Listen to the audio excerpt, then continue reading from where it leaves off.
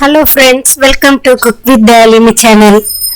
இன்னைக்கு நம்ம என்ன ரெசிபி செய்யறோம்னு பார்க்கலாம் வாங்க. நம்ம இன்னைக்கு தூதுவளை துவையல் அரைக்க போறோம். அதுக்கு தேவையான அளவு எண்ணெய் எடுத்துக்கலாம். எண்ணெய் நல்லா சூடாகட்டும்.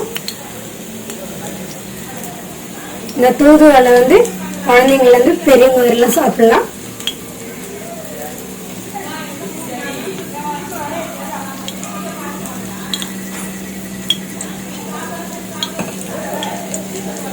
எண்ணெய் நல்லா சூடாயிருச்சுங்க. இப்போ 50 கிராம் உளுத்தம் பருப்பு எடுத்து வச்சிருக்கேன், அதை போட்டுக்கலாம். நல்லா பொன்னிறமா வர வரைக்கும் அதை வறுத்து எடுத்துக்கலாம். இந்த தூதுவளை கீரை சளிக்கு ரொம்ப நல்லது. சளி இருக்கிற டைம்ல இதை சாப்பிட்டீங்கன்னா சளியெல்லாம் சரியாயிடும். குழந்தைங்க சாப்பிட மாட்டாங்க.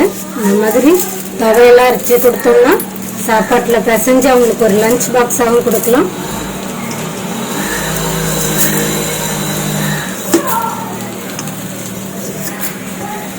வாரத்தில் 2-3 நாள் கீரை சேர்த்துக்கோங்க. உடம்புக்கு ரொம்ப நல்லது. இதை நம்ம நல்லா ப்ரௌனாக வர வரைக்கும் வறுத்து எடுத்துக்கலாம்.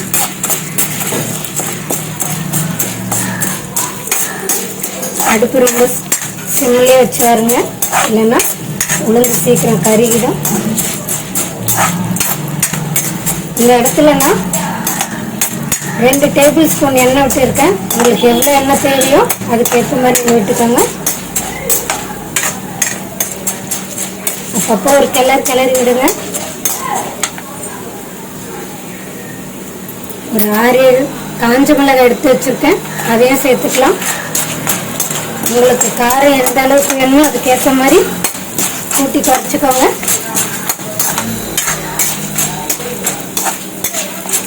இந்த துவையல் ரசம் சாதம், சாம்பார் சாதம் அந்த மாதிரி கூட தொட்டு கூட சாப்பிடலாம். இல்லை வெறும் சாதத்தோடு பிசைஞ்சு சாப்பிடலாம். அதுவும் இல்லாமல் இது சீக்கிரமாக கெட்டு போகாது. நம்ம இதில் புளியெலாம் சேர்த்து சமைக்கிறதுனால 2-3 நாள் வச்சும் சாப்பிடலாம். இந்த அளவுக்கு புளி சேர்த்துக்கலாங்க.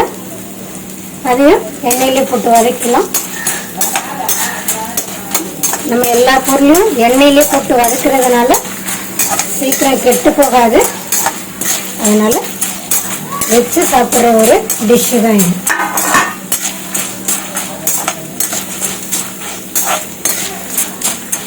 உளுந்து ரொம்ப நல்லதுங்க உடம்புக்கு. மூட்டு வலி, இடுப்பு வலி அதுக்கெல்லாம் உளுத்தம் பருப்பு ரொம்ப ஒரு ஹெல்த்தியான ஒரு பருப்பு. இதை நம்ம கீரைங்களோட சேர்த்து சாப்பிடும்போது நமக்கு டபுள் பெனிஃபிட் கிடைக்கும். இந்த ஸ்டேஜில்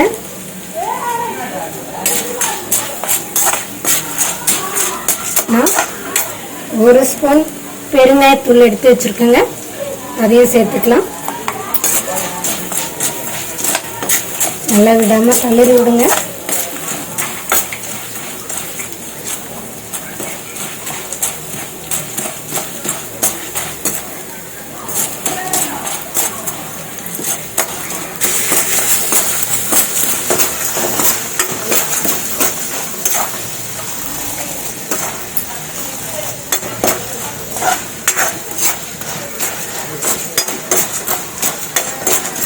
ஆல்மோஸ்ட் ப்ரௌன் ஆயிடுச்சுங்க. இன்னும் கொஞ்சம் வறுத்து எடுத்துக்கலாம்.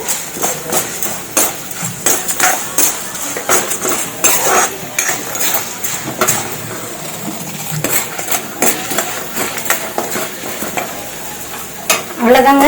இது ஒரு பிளேட்டுக்கு மாற்றி எடுத்துக்கலாம். இந்த ஸ்டேஜுக்கு வறுத்தா போதுங்க. இந்த எண்ணெயிலே நம்ம கீரையெல்லாம் வதக்க போகிறோம். அதனால் அப்படியே ஃபில்டர் பண்ணி எடுத்துக்கலாம். ஒரு பிளேட்டுக்கு மாற்றிடலாம்.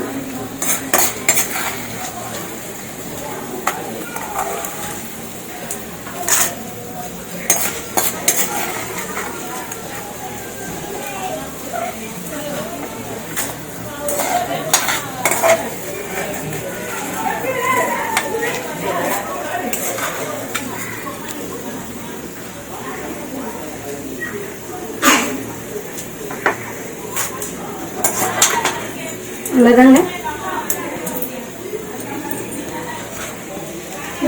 ஒரு கைப்பிடி அளவு கருவேப்பிலை எடுத்திருக்கேன், அதை சேர்த்துக்கலாம். அதே எண்ணெயில் தாங்க சேர்த்துக்கிறேன். இதை நல்லா கிளறி விட்டுக்கலாம். தூதுவளை கீரை இதுவும் ஒரு கைப்பிடி அளவு எடுத்து வச்சுருக்கேன், அதையும் சேர்த்துக்கலாம்.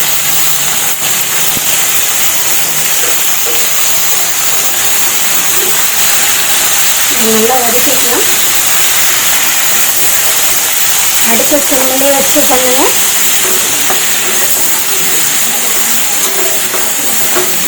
இந்த கீரையை க்ளீன் பண்ணும்போது பார்த்து பண்ணணும், இதில் முள்ளெல்லாம் இருக்குது. இது கூடவே ஒரு கைப்பிடி அளவு புதினா க்ளீன் பண்ணி வச்சுருக்கேன், அதையும் சேர்த்துக்கலாம். நான் எல்லா கீரையும் நல்லா வாஷ் பண்ணி வச்சுருக்கேன். கீரையை நல்லா கழுவிக்கலாம். கழுவி சேர்த்துக்கோங்க. இந்த அளவுக்கு வதக்கிக்கிட்டா போடலாங்க. இதையே நம்ம வேறு ஒரு பிளேட்டுக்கு மாற்றிடலாம். இதை நல்லா ஆற வச்சு அரைச்சி எடுத்துக்கலாம். அவ்வளோதாங்க, ஸ்டவ் ஆஃப் பண்ணி வச்சு வேறு ஒரு பிளேட்டுக்கு மாற்றிடலாம்.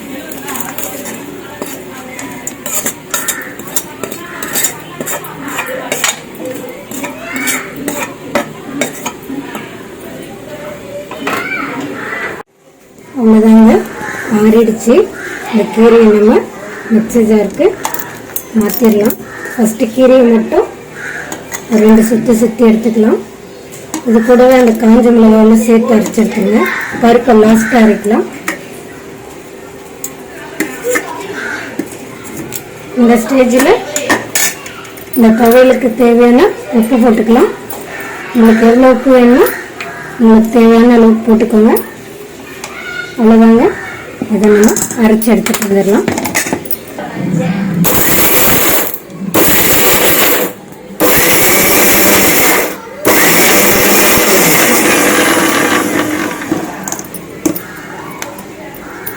இந்த அளவுக்கு அரைச்சிக்கலாங்க.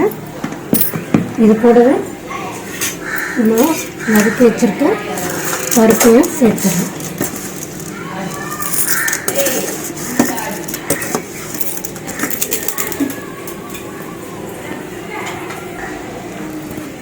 இதை அப்படியே அரைச்சி எடுத்துக்கலாம்.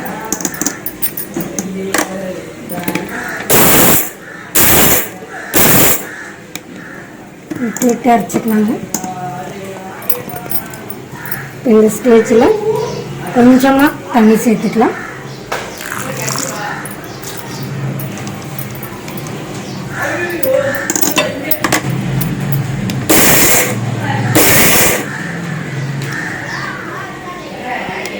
அவ்வளோதான்.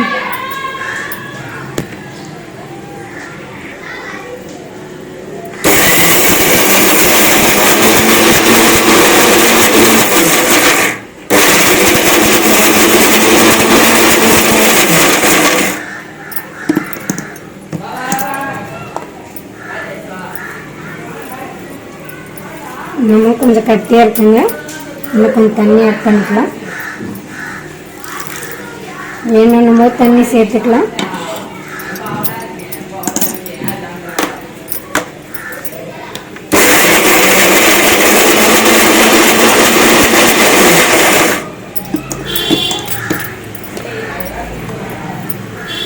அவ்வளோதாங்க, நம்ம துவையல் ரெடி ஆகிடுச்சு. இதை வேறு பாத்திரத்துக்கு அவ்வளோதாங்க. இந்த ஸ்டேஜ் அரைச்சி எடுத்துக்கிட்டா போகணும். துவையல் இந்த மாதிரி தான் இருக்கணும். ரொம்ப நைஸாகவும் இருக்கக்கூடாது, ரொம்ப அரையாத மாதிரியும் இருக்கக்கூடாது. இந்த ஸ்டேஜில் அரைச்சிக்கோங்க. இந்த ஸ்டேஜில் உப்பு பார்த்துக்கோங்க. உப்பு கரெக்டாக இருக்குங்க.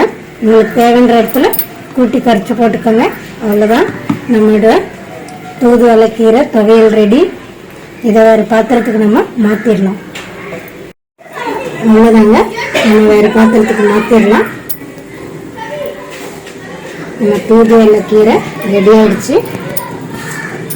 இந்த துவையல் உங்களுக்கு பிடிச்சிருந்தா லைக் பண்ணுங்கள், ஷேர் பண்ணுங்கள், கமெண்ட் பண்ணுங்கள், மறக்காமல் சப்ஸ்கிரைப் பண்ணுங்கள். நெக்ஸ்ட் வீடியோவில் பார்க்கலாம்.